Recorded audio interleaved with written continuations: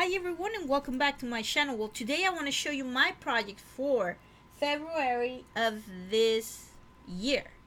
This is the buildastamps.com, and what I created once again was a beautiful card, steampunk oriented, I would say, or steampunk theme, and I really loved it. There's a lot of things I use here for this card, mainly of course the stamp collection or the stamp set from buildastamps.com. I'm going to show you this number. It's B720, and it brings all these beautiful, you see, that's the stamp I use, and it brings all these beautiful stamps, which I really love.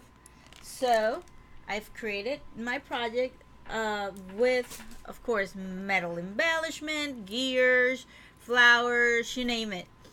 I've been working a lot of how I want to create these cards and what I want to do, but I have included here a lot of the techniques that I've been learning through the process, and one of them was embossing with gears. This is mainly I use a lot of Team Hold stuff because he's like that, you know, vintage mixed media, sort of like steampunk kind of thing. So one of the things I used was his paper called the Team Holtz Distress Collection from Coordinations, with makes that beautiful type of embossing vintage look in the back. And I don't know, I kind of like using navy blue for this project. I thought it would be more of a little bit of a masculine touch, even though I use flowers on my project. I don't know if that's gonna kind of like put that into a balance of, well, maybe it's not that, you know, guyish card because it has flowers on it. Well, I don't know, I thought putting flowers would create a beautiful embellishment to add on to the project. Oh my god, look at my fingers, they're all ink, sorry about that. So anyway, the card, I also use several different dies.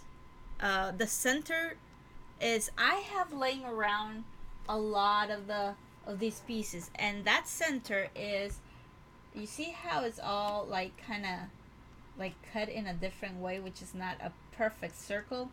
It's because this is the center of the die of Team Holtz, which is the clock, the vintage clock, and it I thought of using it because it kind of gave that roughness to the card, I guess, or that, you know, mixed media vintage look. So I did that. I distressed ink with walnut stain. I inked my stamp in black, and I also added some gears, which is from the gears die from Team Holtz, and then I matte again with the this is the die that Team Holtz has, which is called the ornamental die, which is this one.